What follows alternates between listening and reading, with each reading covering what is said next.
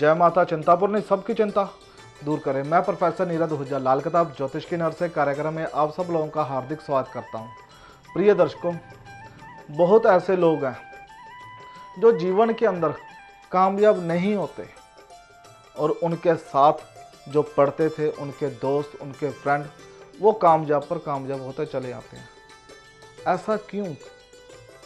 क्यों आप कामयाब नहीं हुए? क्यों आपको तरक्की नहीं मिली? कई बार आपके सामने उदाहरण आई होंगी।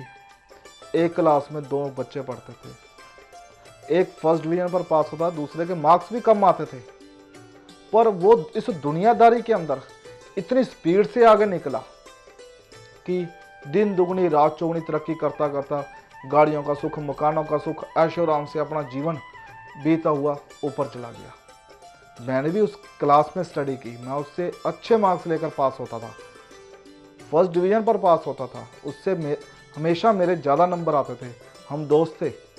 पर आज वो इतनी बुलंदियों पर है, मेरे पास उसके मुकाबले कुछ भी नहीं है।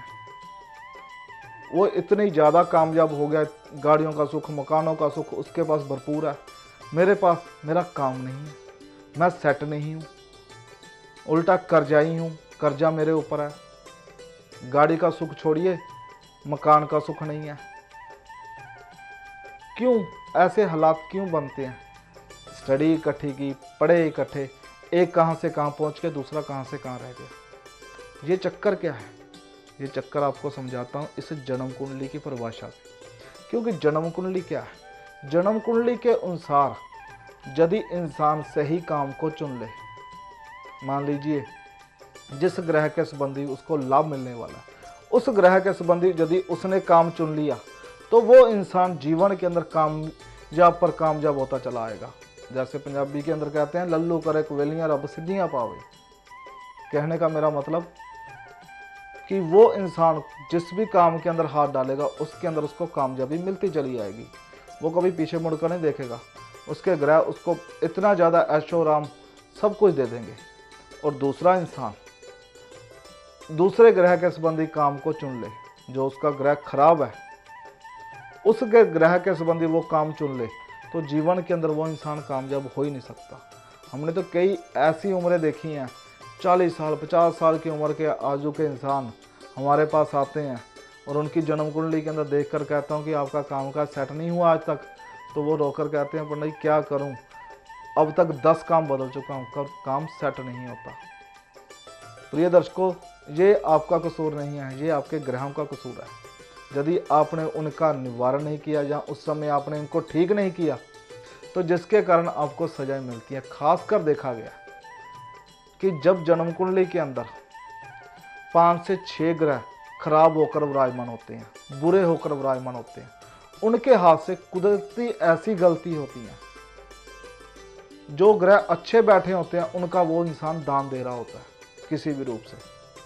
किसी का शनि अच्छा होगा और 6 ग्रह खराब होंगे, उन लोगों से जाकर पूछें, हर हफ्ते शनि का वो दान दे रहे होंगे, सरसों का तेल दान में दे रहे होंगे या उड़द साबुत की दाल दान में दे रहे होंगे।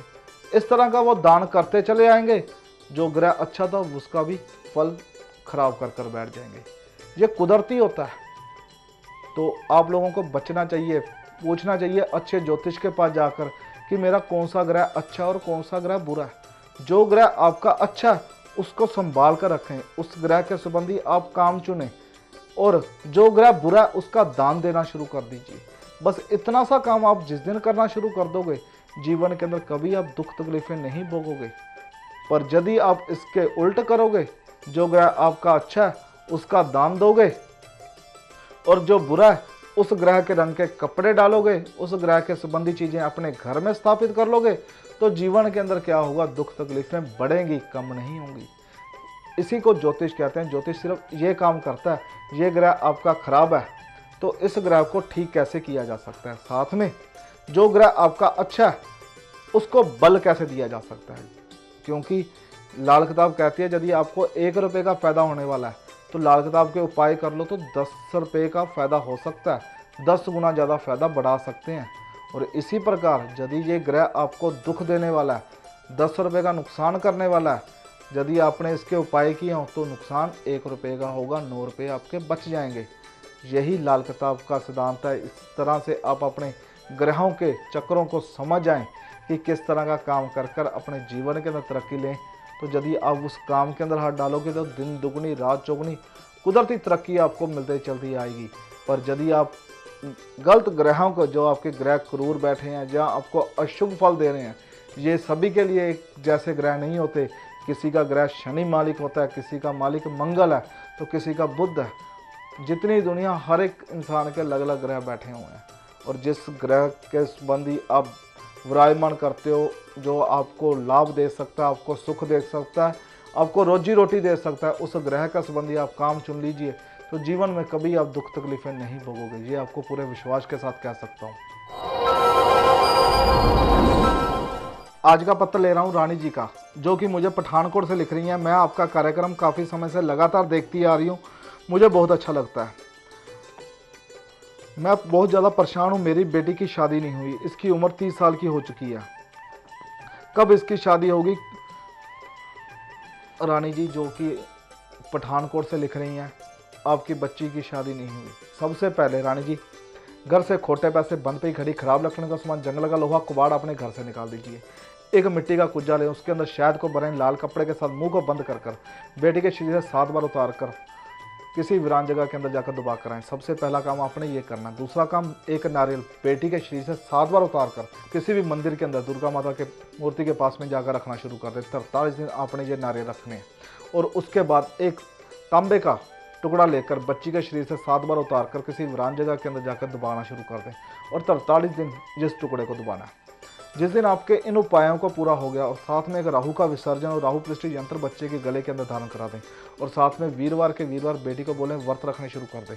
सिर्फ इतने से उपाय कर दीजिए, और इन उपायों के बाद 2 तरह के फ़ायदे आपको होंगे। सबसे पहला फ़ायदा, इस बेटी की शादी हो जाएगी कुछ महीनों के अंदर जब ये उपाय ख़त्म होंगे। और दूसरा फ़ायदा, इस बेटी की आने वाली जो मैरिज लाइफ डिस्टर्ब इस जन्म कुंडली के अंदर लिखी है, जहाँ कि आपको किसी ने बोला हो, इसकी आने वाली मैरिज जो लाइफ है वो बहुत अच्छी हो जाएगी। जीवन के अंदर सुख और ऐश इसको प्राप्त होती चली आएगी। आज का टिप्स उन लोगों के लिए जिनकी बेटियों की शादी नहीं हो रही, वो चाहती है कि हमारी शादी जल्दी हो, तो उन लोगों के लिए एक छोटा सा लाल किताब का उपाय, इसे जरूर करें।